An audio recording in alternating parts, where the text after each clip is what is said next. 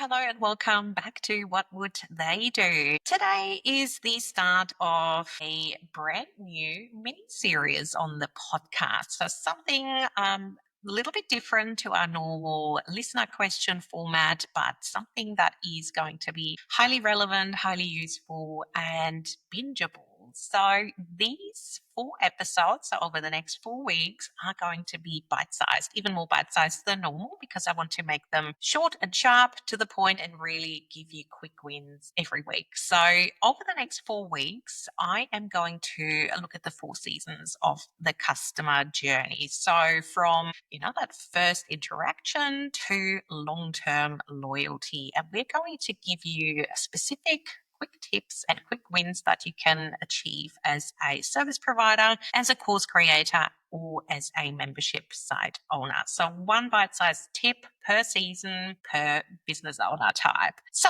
let's dive right in. So, why am I looking at the 4 seasons of the customer journey? Well, because it is a continuous cycle, and your customer basically goes through that cycle again and again. Hopefully, if you have set everything up correctly in your business, so your customers, your audience is being nurtured long term. And just like nature, really, your customer experience also goes through seasons. So today we're going to start with spring, which is that new beginning, the beautiful moment where your customer finds out not about you, but realizes that they have a problem or a desire that they want to either solve or pursue. And they are in this season beginning to explore possible solutions for that problem or to achieve that desire. One point here is very important. So, spring happens before the purchase, before that first DM, and before they ever complete a contact form on your website. Spring happens in your customer's mind, and you're completely unaware often that they are looking at you as one of the potential solutions to their problem. So, what does spring look like? Spring, through a customer lens, is really when they, as I said, become aware of a hurdle or an obstacle or a goal that they've set themselves that they need help with, right? They are starting to look for solutions, fixes, and, tips and tricks and hacks to get to that goal, but they're not ready to buy. They really are in the research phase. They're starting to pay attention to content that's related to their problem or their goal, and they are curious. That can look like someone Googling, for example, how to raise my prices without losing clients. So for the service provider here who realizes that they have a problem because they're undercharging, they need to charge more, but they have no idea how to go about it. Someone could be scanning Spotify or Apple Podcasts for a podcast with specific episodes or tips to help solve their problem, or someone who might be skimming their inbox for someone who gets them. So they're starting to pay attention to service providers or course creators or membership site owners who are speaking their language, who are tapping into their mindset. Spring as a season in the customer journey is super important because it is all about discoverability. So you as the business owner really need to show up relatable, you need to appear trustworthy, and you need to be in the right places where your ideal customer is looking. It's really that first step of the customer journey where someone's not ready to buy, but they are definitely setting intentions and are preparing mentally to take action. And really important here, so that first impression when someone comes across you and dives into your world, it really needs to be a grounded experience, a trustworthy experience, and very important here, it needs to be aligned with what is going on in their mind, and it needs to speak to solving their problem or helping them achieve that goal. In the season of spring, the goal here isn't to convert them, because people who are stuck in spring aren't ready to convert. They are researching, they are really forming their intentions. So in spring, it's all about making someone feel seen, feeling heard and understood, and gently guiding them to that next step. So helping them breach that mental hurdle they need to overcome to enter the summer season, which we're coming to in next week's episode. But for now, let's set you up with quick tips. If you are a service provider in spring, it is really, really important to have a close look at your services or contact page on your website to make sure it is crystal clear. So in spring, let's face it, most people are going to come across you as part of referrals and word of mouth from their network. They are going to Google you, or in 2025 and beyond, they might type something into ChatGPT, and ChatGPT might suggest you as a solution, or someone emails them, mentions you, and they click on that link. So it is very top line.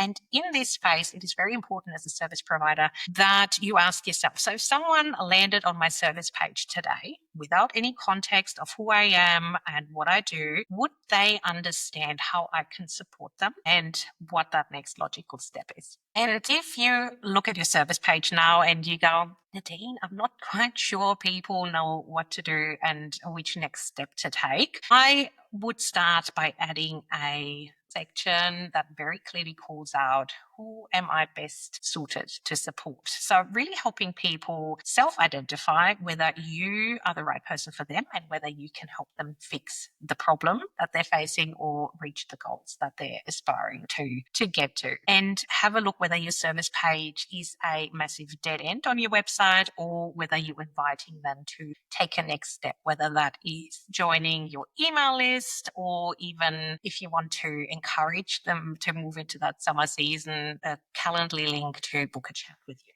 So that is for service providers. If you are a course creator, it's all about offering a strategic free resource that helps people solve a specific early stage problem here. So you don't want to fix all of their problems with your freebie. Obviously, you want to give them a taste test, but things that work really well here as strategic lead magnets to grow your list and invite them officially into your universe are things like checklists. It could be a quiz to help them see that you really understand the different type of people and that you understand how you can help get there. It could also be a private case study podcast, for example, or a private podcast that really gives them a taste of your teaching style, of your perspectives, of your unique lens on life or business. And the private podcast strategy is something that I have used really successfully in my business. I have my free private podcast, Mastering CX, which is 24 bite-sized episodes, really touching on my take on customer experience. And it dives deep for people who come across me who potentially don't know I have a podcast, and it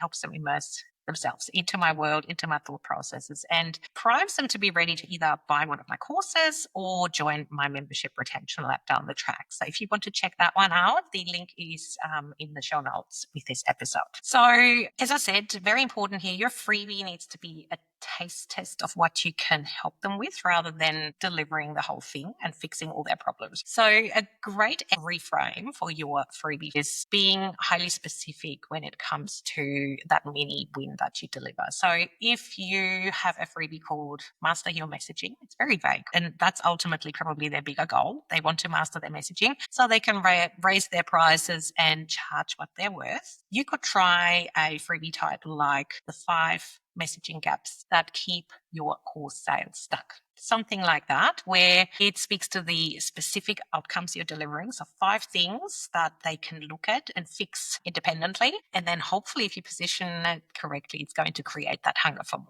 Now moving on to membership site owners. So for membership site owners, I would write a welcome email for new subscribers who hopefully sign up to a very specifically geared lead magnet that leads into your membership that really introduces your membership and what it stands for. So rather than introducing them to the features and all the things they get as part of your membership, in this initial welcome sequence and the introduction, I would totally speak to the feeling and the mindset shift and the transformation that waits for them. Don't focus on what they get and all the things that are going to help them. Really speak to the feeling and that mindset transformation that comes from joining the membership. And if you want to, you can totally extend a no pressure invite to hit reply to this email to start a conversation and share with you what they're currently stuck with and what sent them into your world in the first place. So spring